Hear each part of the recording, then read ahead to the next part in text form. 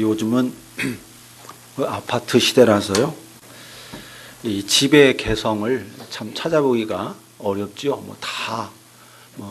이 아파트나 저 아파트나 비슷하고, 아파트 들어가면 다 똑같은 집들이기 때문에 하나하나 그 집의 개성을 찾아보기가 참 어렵습니다. 그러나 집이라고 하는 것은 본래 주인을 담는 법이죠. 어느 집이건 간에 그 집에는 그 주인의 성품, 주인의 그 라이프 스타일 이런 것들이 배어 있기 마련입니다. 그래서 집을 보면은 그 집 주인의 생각이 어떠한지, 집 주인이 어떤 사람인지, 그들의 라이프 스타일이 어떤 것인지, 뭘 좋아하는지, 이런 것들 어느 정도 읽어낼 수가 있습니다. 이 세상도 예외가 아닙니다. 이 세상도 우리가 잘 관찰을 해보면 집 주인을 닮았습니다. 근데 이 세상이, 집 주인은 하나님이죠. 집 주인은 하나님이에요. 하나님이 만든 당신의 집입니다. 그래서 이 세상도 주인인 하나님을 알게 모르게 닮아 있습니다. 하나님이 다른 뭔가를 보고 카피한 게 아니기 때문에 이거 하나님만의 독특한, 하나님만의 그 창조 작품이기 때문에, 하나님이 직접 디자인해서 만들었기 때문에 온전히 하나님이 배어 있어요. 하나님을 완전하게 많이 닮아 있습니다. 근데 여러분, 하나님이 어떤 분입니까? 하나님은 한없이 아름답고 한없이 조화롭고 매우 다채롭고 오묘하고 찬란하고 아주 광대하고 끝없이 생성하고 변화하고 사랑의 끈으로 연결되어 있고 언제나 밖을 향해서, 미래를 향해서 열려있는 그런 분입니다. 그래서 여러분, 이 세상을 보세요. 하나님이 만든 세상 또한 그러합니다. 정말 하나하나가 더할 수 없이 아름답고 조화롭고 다채롭고 오묘하고 찬란하고 광대합니다. 또 끝없이 생성하고 변화하고 사랑의 끈으로 연결되어 있고 활짝 열려 있습니다. 그런 면에서 이 세상은 참 하나님을 닮았다, 그렇게 말할 수가 있습니다. 그러니까 이 세상은요, 온갖 생명이 살아가는 그런 삶의 터전이기도 하지만은 제일 먼저는 하나님을 닮은 집, 하나님이 살아가기에 가장 적합하게 디자인된 그런 집, 하나님의 존재와 잘 어울리는 집, 하나님의 사랑과 지혜가 듬뿍 담긴 집, 하나님의 끝없는 창발성을 무한히 담아내는 집, 하나님의 나라, 하나님의 일터, 하나님의 놀이터인 겁니다. 이 세상은 하나님의 집이에요. 하나님의 나라입니다. 하나님의 일터입니다. 하나님의 놀이터입니다. 특별히 하나님은 사람과 함께 사람을 통해서 이 세상을 다스리기를 원했습니다. 하나님 혼자 그저 북치고 장구치고 다 하는 게 아니라 하나님의 형상을 따라 지은 이 사람과 함께, 그리고 사람을 통해서 세상을 다스리기를 아주 기뻐하셨습니다. 이 말은 무슨 말인가? 이 말을 곰곰이 생각하면 이 세상을 하나님의 집, 하나님의 나라, 하나님의 일터, 하나님의 놀이터로 뿐만 아니라 동시에 사람의 집, 사람의 나라, 사람의 일터, 사람의 놀이터이기도 한 그런 세상으로 만들었다, 그런 뜻입니다. 하나님이 주인이실 뿐만 아니라 사람도 주인인 세상, 사람에게 세상의 운명을 맡겼다고 해도 될 정도로 사람의 역할을 매우 중시한 그런 세상을 만드신 겁니다. 그리고 실제로 하나님은 사람을 만드신 다음에 그 사람에게 당신이 창조한 세상을 다스리라고 위임했습니다. 창세기 1장 28절에 생육하고 번성하여 땅에 충만하여라. 땅을 정복하여라. 바다의 고기와 공중의 새와 땅 위에서 살아 움직이는 모든 생물을 다스리라. 이렇게 사람에게 다스리라고, 당신이 만든 세상을 다스리라고 위임을 한 겁니다. 참 놀라운 영광스러운 직책이죠. 영광스러운 직책입니다. 여러분 아무에게나 여러분 중요한 일을 맡깁니까? 함부로 누구에게나 여러분이 가장 소중하게 생각하는 거 맡겨요? 안 맡기죠. 정말 내가 사랑하고 신뢰할 만한 사람에게 그 일을 맡깁니다. 하나님이 당신이 만든 온 세상을 사람에게 맡겼다. 이거는 사람을 그만큼 존중하고 신뢰하고 인정했다. 뭐 그런 뜻입니다. 대단한 영광이죠, 우리에게는. 그런데 여러분, 사람이 어떻게 했습니까? 하나님이 위임한 역할을 제대로 감당했습니까? 수행했나요? 전혀 그러지 못했죠. 하나님이 사람과 함께 사람을 통해서 세상을 다스리기 원하셨으니까 그에 못지않게 사람도 어때요? 사람도 세상을 다스리되 자기에게 위임한 하나님과 함께 또 하나님을 통해서 세상을 다스리는 것이 너무나도 마땅한 태도라 말할 수 있는데요. 사람은 그렇게 하지를 않았습니다. 자기 마음대로 세상을 다스리겠다면서 하나님을 거역했습니다. 하나님께 등을 돌렸습니다. 자기가 완전한 주인, 자기가 완전한 주인 되겠다는 거예요. 완전한 주인 노릇하겠다는 겁니다. 그러니까 하나님은 좀 빠지라는 거예요. 그래서 하나님 방을 빼버렸습니다. 하나님을 세상에서 추방시켜버렸어요. 이 세상은 내가 다스릴 테니까 당신은 하늘에서 평안히 주무세요. 평안히 쉬세요. 그리고 하늘로 하나님을 추방시켜버렸어요. 물론 여러분 그런다고 해서 하나님이 추방이 되셨습니까? 하나님이 정말 하늘로 추방당한 건 아니죠. 하나님은 여전히 온 세상의 주인으로 계십니다. 단지 사람이 추방시켰을 뿐인 거예요. 자기 눈을 감고 자기 귀를 막고 하나님 없다 이렇게 한 거예요. 이제 이 세상 하나님 없어 이렇게 한 거예요. 사실은 정반대죠. 사람이 하나님을 하늘로 추방시킨 게 아니라 하나님이 사람을 당신의 집에서 추방시켰습니다. 에덴 동산에서 추방시킨 거예요. 그러나 인간 편에서 보면은 하나님은 이제 더 이상 보이지 않고 하나님 말씀 더 이상 이제는 듣지 않으니까 들리지 않으니까 귀가 먹고 눈이 멀어가지고 영적인 보이지 않고 들리지 않으니까 이제 뭐예요? 인간 편에서는 하나님이 없는 셈이 된 거죠. 그래서 하나님이 세상에서 추방당한 셈이 된 겁니다. 자, 그 결과 세상이 어떻게 됐습니까?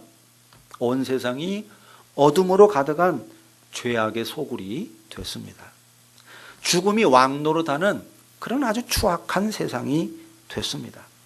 본래 하나님을 닮았던 그 집이 하나님을 닮아서 정말 한없이 아름답고 모든 것들이 다 조화를 이루고 다채롭기도 하고 오묘하고 찬란하고 광대하고 끝없이 생성하고 변화하고 사랑의 끈으로 모든 것들이 연결되어 있고 항상 자기 밖을 향해 열려 있던 그런 집이 말이죠. 아주 형편없이 뭉그러져 버렸습니다. 악이 들끓고 중상모략이 판을 치고 시기와 무자비한 살인과 언쟁과 속임수가 출렁이는 그런 욕망의 아수라장이 되어버렸습니다. 본래 하나님을 닮았던 사람 또한 형편없이 망가졌습니다. 아주 비열하고 독하고 일구이연하고 하나님을 무시하고 아주 우둔하고 잔인하고 냉혹하고 어리석은 자들이 됐습니다. 로마서 1장에서 사도 바울이 인간에 대해서 그렇게 묘사하고 있습니다. 이 세상은 본래 하나님의 집이었는데 하나님의 집이 아닌 것이 돼버린 겁니다. 사람은 본래 하나님의 사람이었는데 하나님의 사람이 아닌 존재가 돼버렸어요. 자, 이 세상에 대하여 이제 하나님은 어떻게 해야 하겠습니까?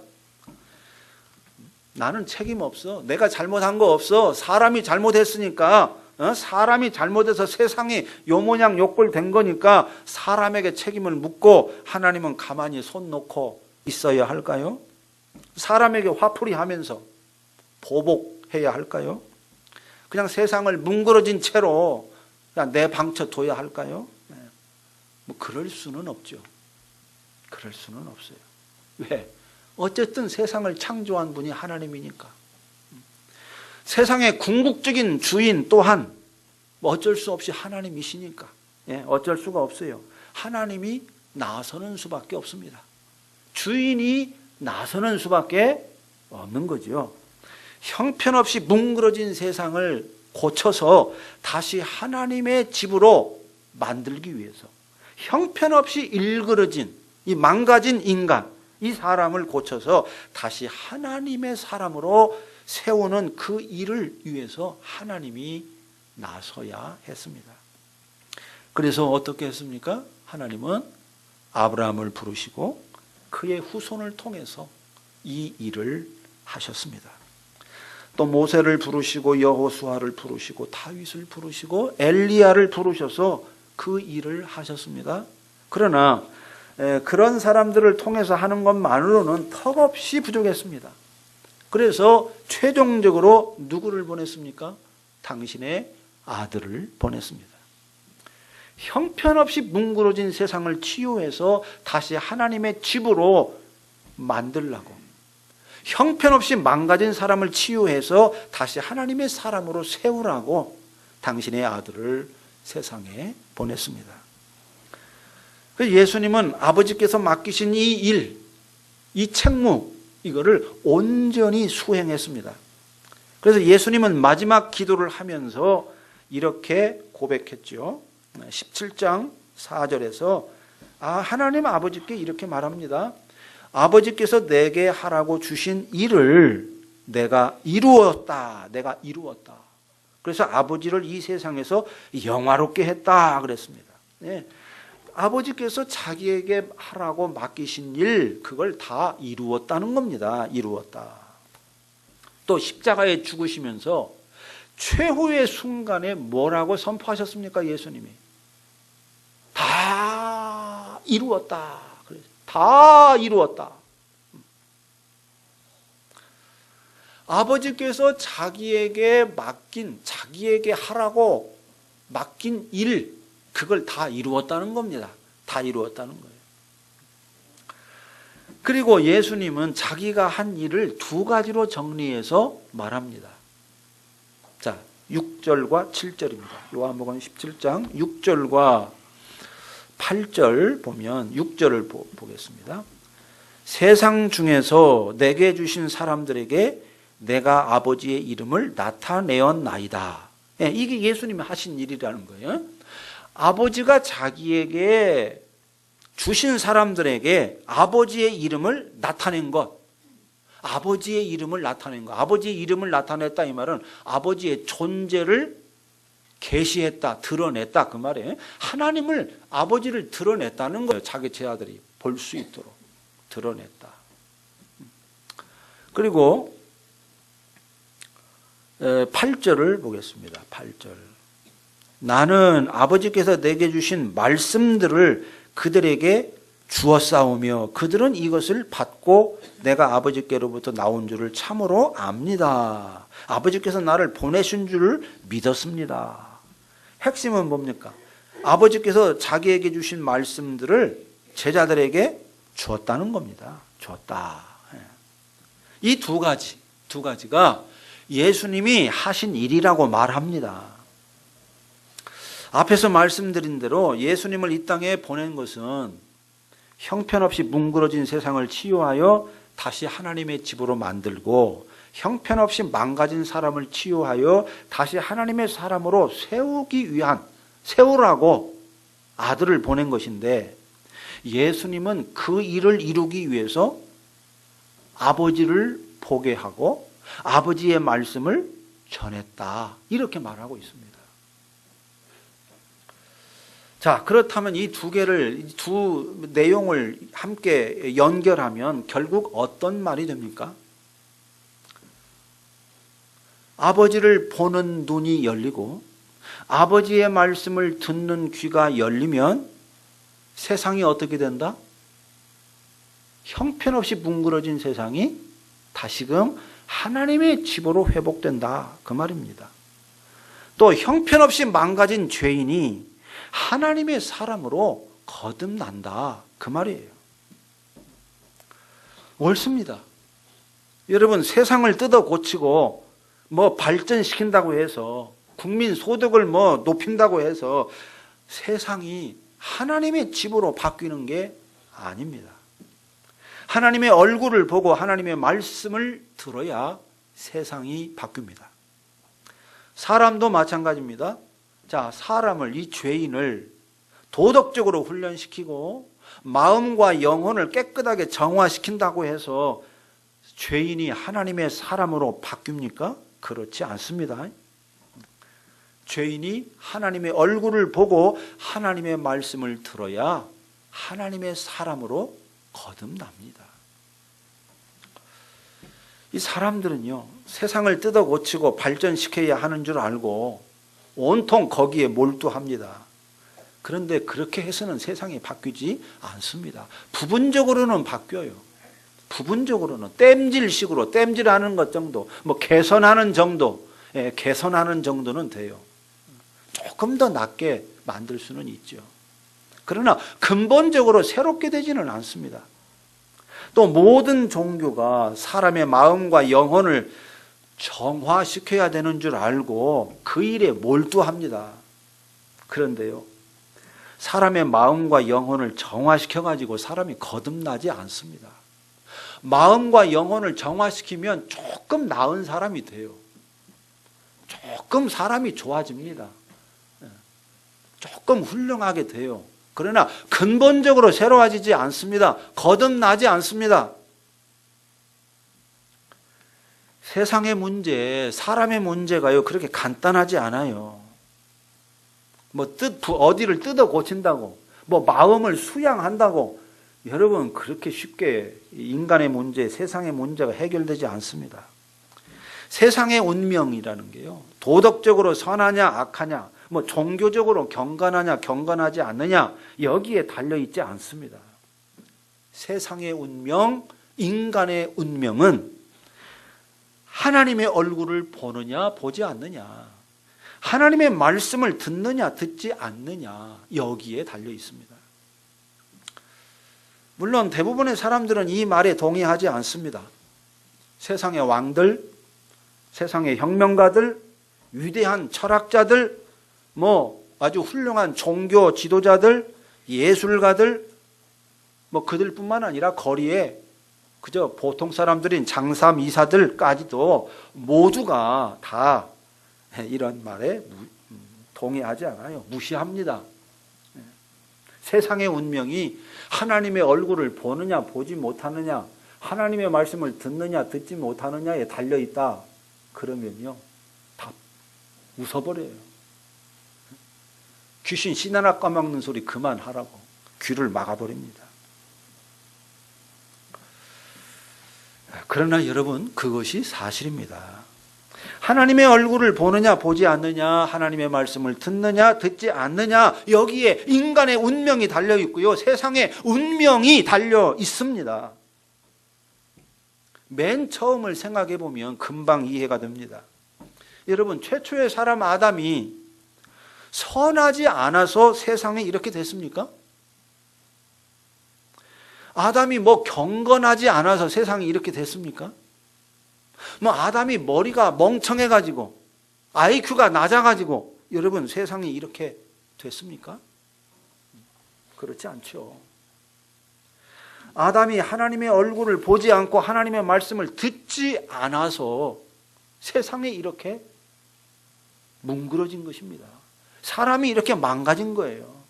사람이 하나님의 얼굴을 보지 않고 하나님의 말씀을 듣지 않았기 때문에 그런 겁니다. 그렇다면 여러분, 뭉그러진 세상을 회복하고 망가진 사람을 거듭나게 하는 해법은 어디에서 찾아야 되겠습니까? 다른 데서 찾으면 안 되죠. 하나님의 얼굴을 보고 하나님의 말씀을 듣는 곳에서 찾아야 됩니다. 하나님의 얼굴을 보고 하나님의 말씀을 듣는 것만이 진정으로 세상이 새롭게 되고 인간이 거듭날 수 있는 해법입니다. 그래서 하나님이 당신의 아들을 세상에 보냈습니다.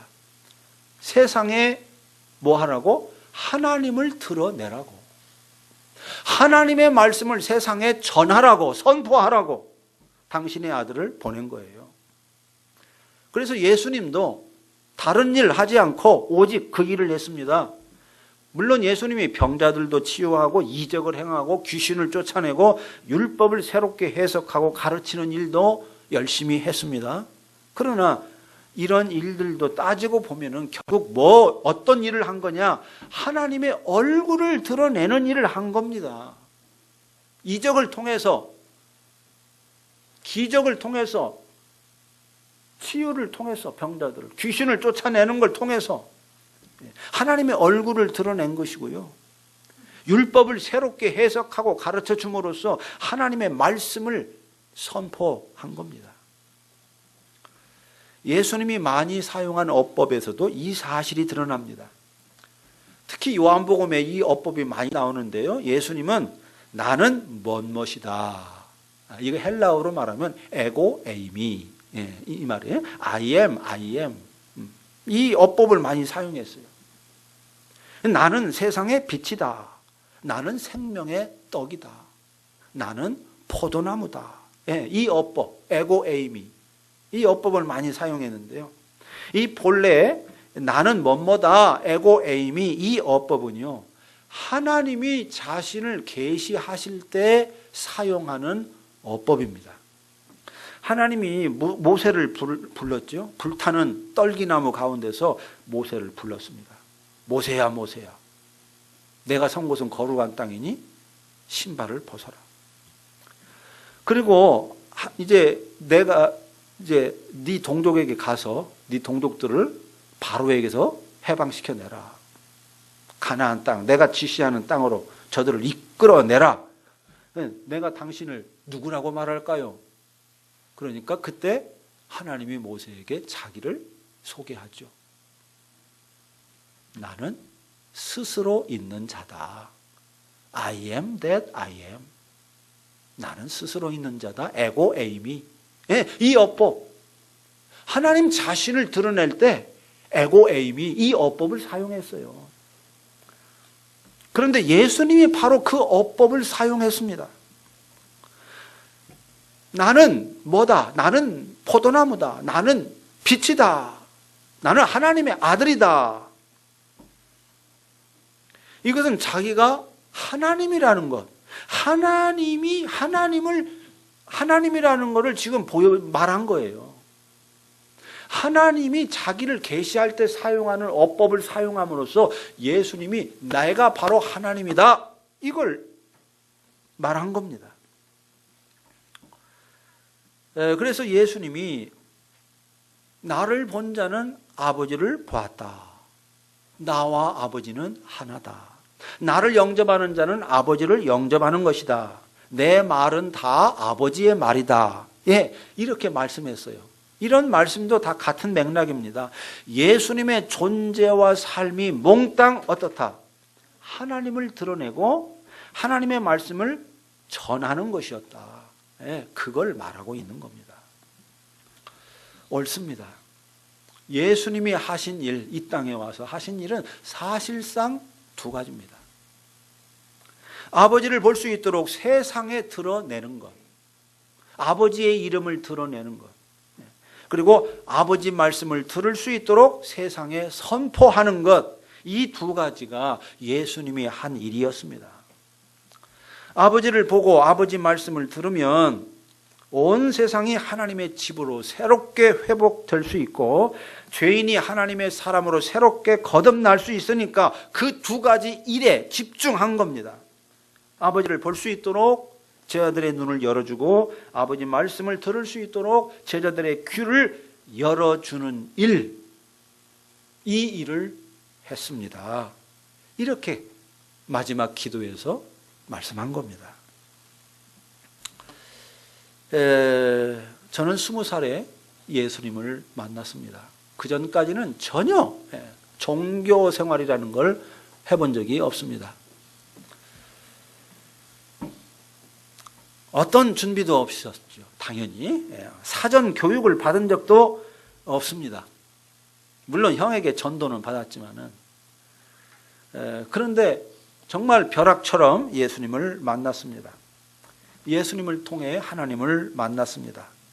하나님이 어떤 분인지조차도 전혀 모르는 채로 성경 말씀을 읽어본 적도 없고 단 한 번도 공부한 적이 없는 채로 예수님을 만났습니다. 그리고 놀라운 일이 벌어졌습니다. 예수님을 만나자마자 온 세상이 새롭게 보였습니다.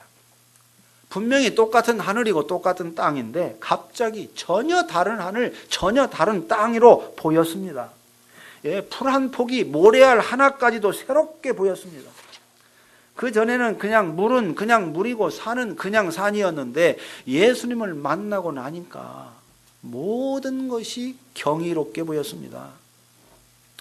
하나님의 솜씨가 깃든 작품으로, 하나님의 사랑이 깃든 선물로 모든 우주 만물 삼라만상이 다 하나님의 선물로 저에게 다가왔습니다.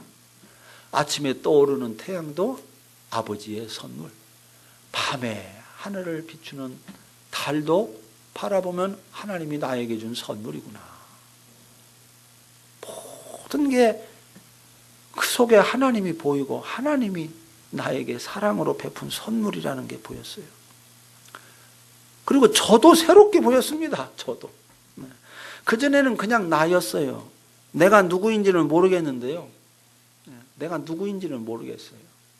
근데 어쨌든 나라는 존재가 있었어요. 근데 갑자기 내가 누구인지가 알아졌습니다. 나는 누구냐? 아, 나는 하나님을 닮은 존재로구나. 이걸 깨달았어요. 하나님을 닮은 참으로 기이하고 놀라운 존재로구나. 그거를 알게 됐습니다. 제가 경건의 훈련을 받은 것도 아니고요. 제가 큰 대오각성을 하고 큰 깨달음을 얻어가지고 착해진 것도 아니에요. 제 안에 어떤 변화도 없었습니다. 단지 예수를 만났을 뿐이에요. 예수를 만났을 뿐이에요. 그런데 내 존재가 새롭게 인식이 됐습니다.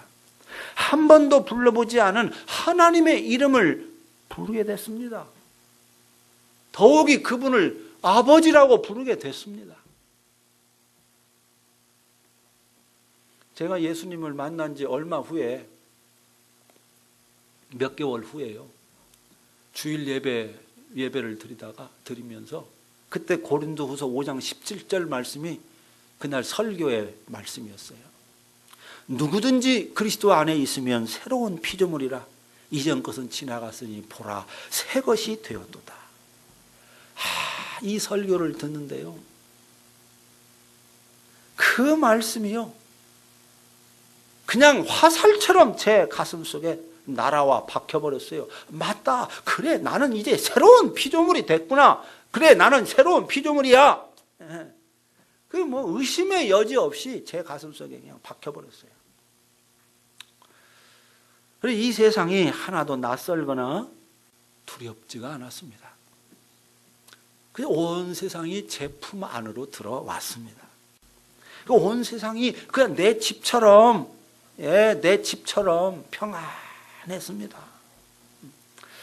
나중에 공부하면서 차츰차츰 이 세상이 하나님의 집이라는 사실을 알게 됐지만은 그때는 그런 인식도 없이 어쨌든 그냥 온 세상이 아름답고 행복하고 찬란하고 그냥 너무너무 좋았어요. 예수님을 통해 하나님을 본 것뿐이고 하나님 말씀을 들은 것뿐인데 그런 엄청난 변화가 일어난 겁니다. 물론 인식은 희미했어요. 뭐 아무것도 아는 건 없었습니다. 그러나 새로운 변화가 일어난 것만큼은 부정할 수가 없었습니다. 그리고 차차 인식이 따라왔습니다. 예, 원래 그렇습니다. 거듭나고 구원받고 나서 아, 내가 구원받았구나 하는 인식이 뒤따라옵니다. 뒤따라와요. 우리 아이가 태어날 때, 사람이 태어날 때 생각해 보면 그게 이치에 맞아요. 여러분, 아이가 엄마 뱃속에 태어날 때 내가 지금 엄마 뱃속에서 10달 동안 잘 컸다가 이제 밖으로 나갈 때가 됐구나. 그러니까 이제 내가 엄마의 자궁 밖으로 나가고 있는 중이구나. 아, 이 세상은 어떤 세상일까? 뭐 그렇게 생각하면서 아, 이제 내가 엄마 뱃속에서 세상으로 나왔구나. 인식합니까? 아무것도 인식 못해요. 그냥 태어나요. 태어나. 그리고 조금씩 인식하는 거예요. 네, 인식하는 거예요. 저도 하나님의 자녀로 거듭날 때 그랬어요. 그냥 아무것도 몰라. 그냥 태어난 거야. 하나님의 자녀로. 새롭게 중생한 거야. 그러고 나서 성경을 읽기 시작했는데 성경을 읽으니까 이제 하나씩 인식의 눈이 뜨이는 거예요. 인식은 뒤따라옵니다, 여러분. 그냥 무작정 구원은 받는 거예요. 그리고 하나님에 대해서 알게 되고 내가 누군지 알게 되고 구원이 어떤 것인지 알게 되고 내가 얼마나 엄청난 은혜를 받았는지를 조금씩 눈이 뜨이면서 인식의 지평이 열리면서 보게 되고 알게 되는 겁니다. 하나님을 예배하면서 성경을 공부하면서 아주 조금씩 인식의 문이 열렸어요. 지금도 저는 계속해서 인식의 문을 열어가고 있는 중입니다.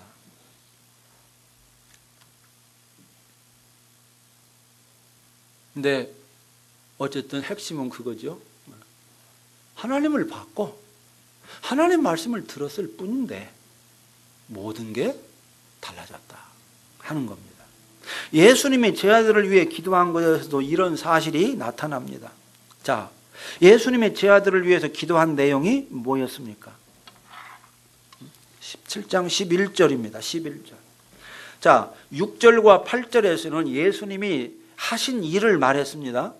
그리고 이제 제자들을 위해서 11절에서 이렇게 기도해요.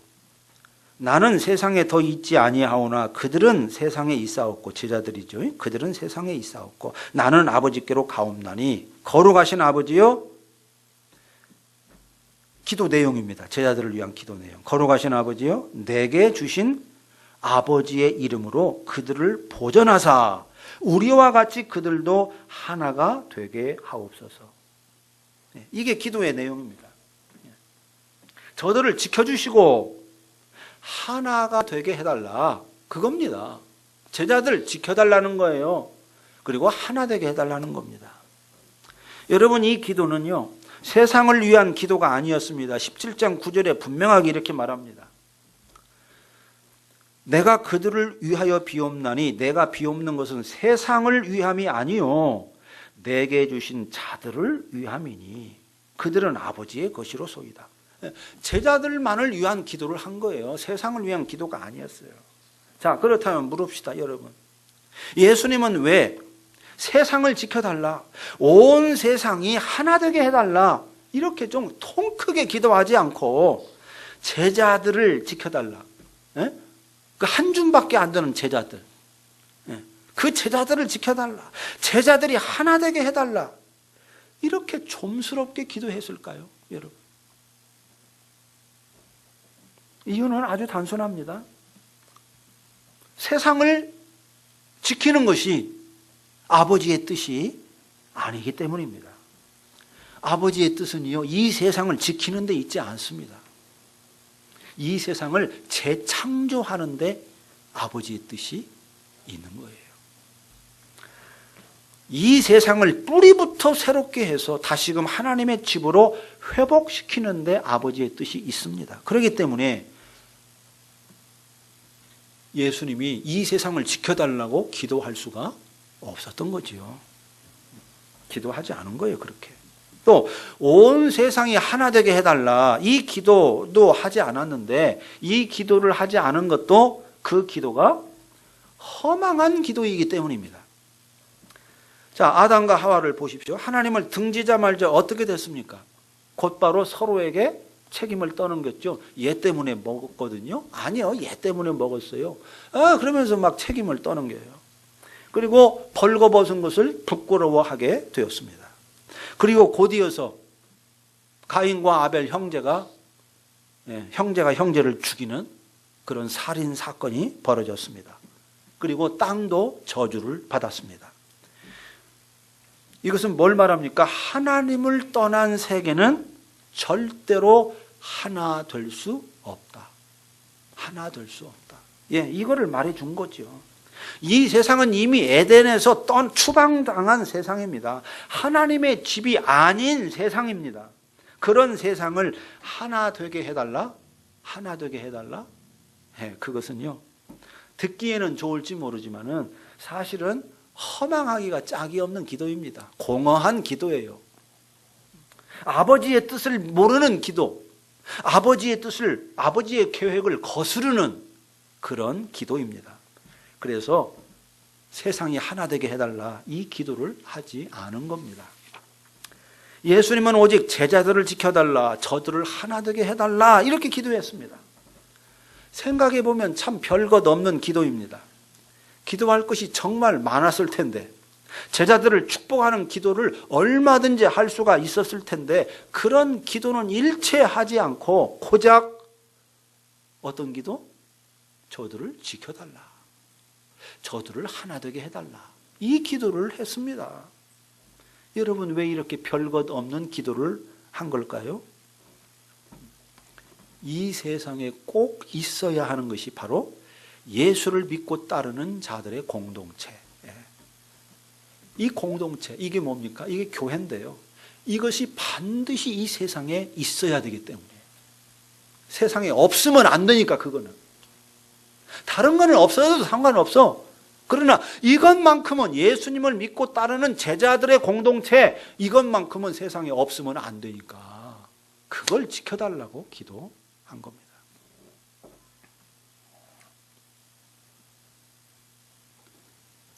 또 예수를 믿고 따르는 자들은 다른 무엇보다도 하나여야 하기 때문에 하나 되게 해달라고 기도한 겁니다. 하나님이 어떤 분입니까? 하나님은 아버지와 아들과 성령으로 존재하시죠. 아버지, 아들, 성령이 삼위로 존재하면서 하나인 그런 삼위일체로 존재하십니다. 세상의 모든 민족들은 아주 다양한 신을 섬기고 있습니다. 그런데 세상의 어떤 신도 여러분 삼위일체로 존재하는 신은 없습니다. 삼위일체가 아니에요. 오직 아브라함의 하나님, 이삭의 하나님, 야곱의 하나님만이 삼위일체이십니다. 삼위일체, 삼위가 하나이시다. 바로 이것이 하나님의 존재에 있어서 아주 고유한 특성인 것입니다.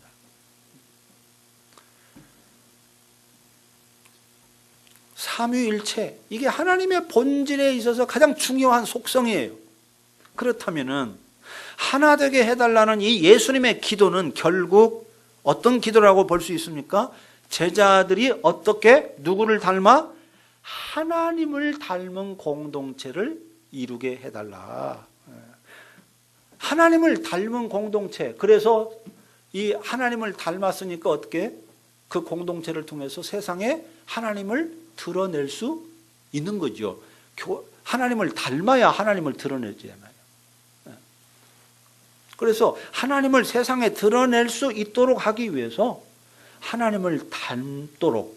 근데 하나님의 속성 중에 가장 중요한 속성은 삼위일체니까 하나 되어야만 하나님을 닮을 수 있어요. 분열과 미움과 갈등과 이거는요 절대로 하나님을 드러낼 수가 없어요. 하나님을 보여줄 수가 없어요. 그것으로는. 그러니까 하나가 돼야 되는 것이죠. 그래서 그렇게 기도한 겁니다.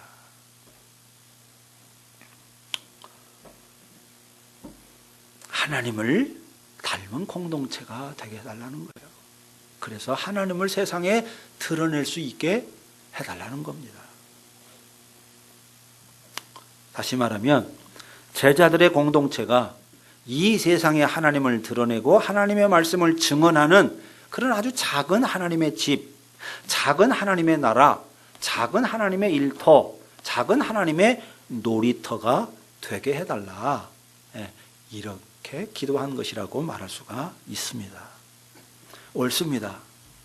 아버지를 보는 눈이 열리고 아버지 말씀을 듣는 귀가 열리는 것만이 온 세상을 하나님의 집으로 회복하는 길이고 모든 죄인을 하나님의 자녀로 거듭나게 하는 길이니까 다른 것 기도하지 않고 이 두 가지 제자들이 하나님을 닮은 공동체가 되게 해달라.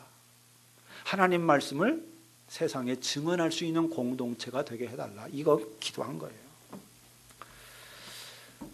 오늘 말씀을 정리하면서 여러분 꼭 기억하시기 바랍니다. 이 세상은 정치적 혁명으로 새로워지지 않습니다.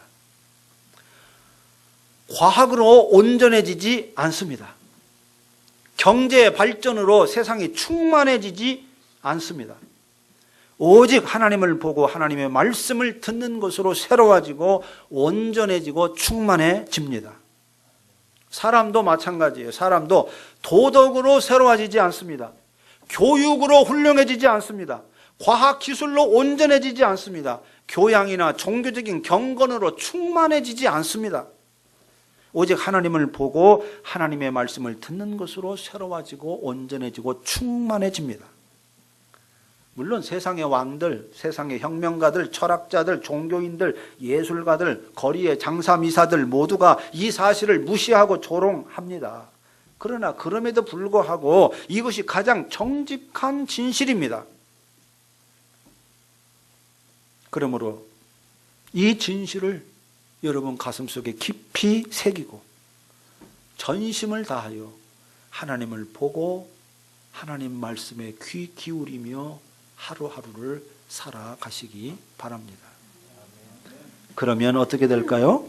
그러면 어떻게 됩니까? 이 세상이 비록 죄악으로 어둠으로 가득한 세상이고 아픔과 상처가 많은 세상이지만 정말 우리가 전심으로 진실로 하나님의 얼굴을 보고 하나님의 말씀을 들으면서 살면은 이 세상이 하나님의 집이 됩니다. 하나님의 나라가 됩니다. 하루의 삶이요 하나님의 일터, 하나님의 놀이터가 됩니다. 교회가 가장 중요하게 힘써야 할 것, 집중해야 할 것 바로 그거예요. 교회는 뭐가 돼야 되느냐? 하나님의 집이 돼야 되고요. 하나님의 나라가 돼야 되고 하나님의 일터가 돼야 되고 거기서 끝나면 안 돼요. 하나님의 놀이터도 돼야 합니다. 하나님의 놀이터. 그럴 때 나의 집이 되는 거예요. 이 세상에 아버지의 집이 되면 아버지의 자녀인 나의 집이 자동으로 됩니다. 이 세상이 아버지의 집인 줄 알면 나의 집인 줄 알게 되는 거예요. 아버지의 놀이터인 줄 알면 나의 놀이터가 되는 겁니다. 그래서 그렇게 근심, 걱정, 염려, 막 욕망에 사로잡혀서 그렇게 살지 않고 놀이터에서 사는 거예요. 놀이터. 이 세상이 놀이터가 되는 거예요. 물론 일터도 됩니다. 일터여다 합니다. 일터이기도 해야 되고요. 놀이터이기도 해야 되고 집이기도 해야 되고 나라이기도 해야 돼요. 그 내용들이 약간씩 달라요. 내용들이. 그게 다 포함되었을 때 온전한 그리스도인의 삶을 살 수 있게 되는 것이고 이 세상이 제대로 그 본래의 모습을 드러내는 것이다. 이렇게 말할 수가 있습니다. 그 놀라운 세계 진실의 눈을 뜨고 보게 된 여러분들은 참으로 복된 자들입니다. 기도합시다.